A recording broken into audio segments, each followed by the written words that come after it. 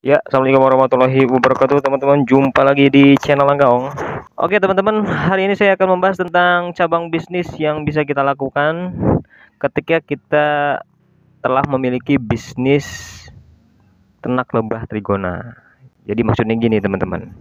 Jadi ketika kita misalkan sudah mempunyai ternak lebah trigona ya, lalu tentunya tidak hanya madu yang bisa kita jual, teman-teman. Tapi ada beberapa banyak produk-produk turunan yang bisa kita jual. Yang biasa umum ya, para peternak itu lakukan ketika mereka sudah memiliki ternak lebah trigona, maka produk-produk ini yang biasa mereka keluarkan dan dijadikan bisnis turunannya. Yang pertama adalah bunga, teman-teman. Nah, ini saya perhatikan juga nih, kalau misalkan ada peternak-peternak baru dari PT ya, atau juga peternak baru dari manapun juga gitu ya. Di grup-grup WhatsApp itu sering ada pertanyaan, ketika misalkan mereka mau ternak lebah trigona itu pasti diarahkan untuk memelihara vegetasi kan, bunga-bunga ya. Nah, pasti itu akan bertanya, mencari bunga-bunga apa yang akan dibutuhkan untuk berternak lebah trigona ini. Lalu mengapa bunga ini menjadi sebuah produk yang bisa prospek juga ketika kita berternak lebah trigona? Karena memang bunga ini ketika kita nanam ya teman-teman ya, kita akan tanam itu biasanya minimal kita tanam 10, 5 gitu kan.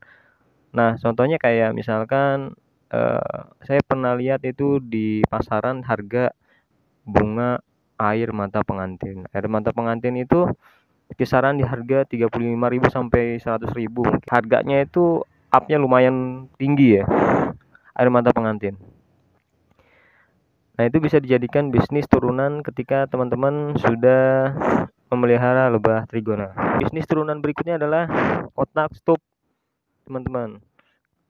Nah, kotak stup ini sebenarnya biasanya itu kan kelengkapan daripada peternaknya ya.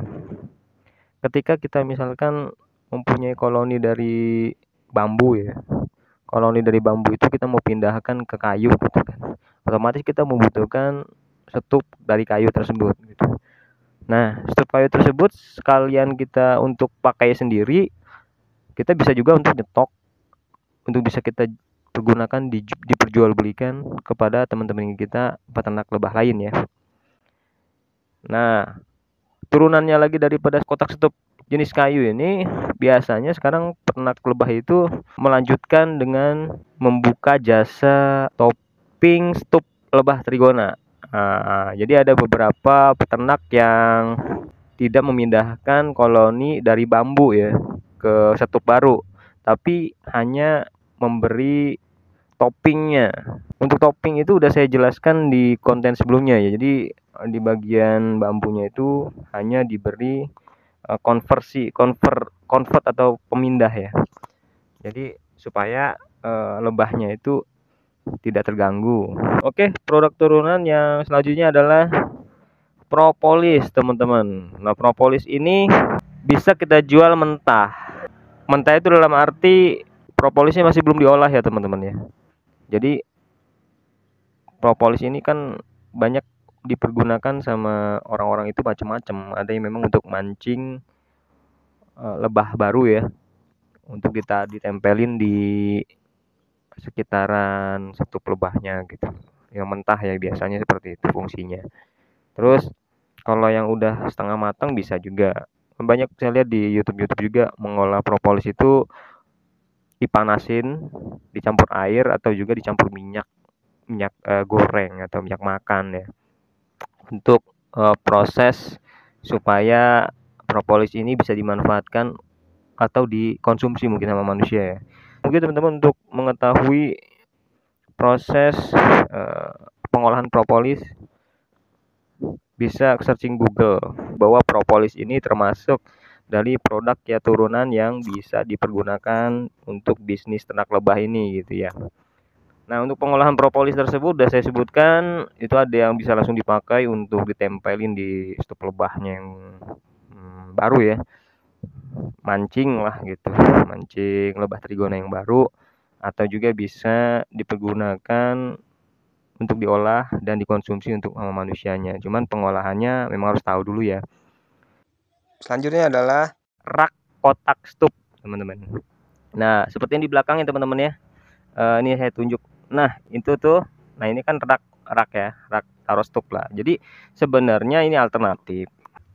Beberapa peternak sih metodenya macam-macam ya dalam memelihara ternak lebah gitu ya.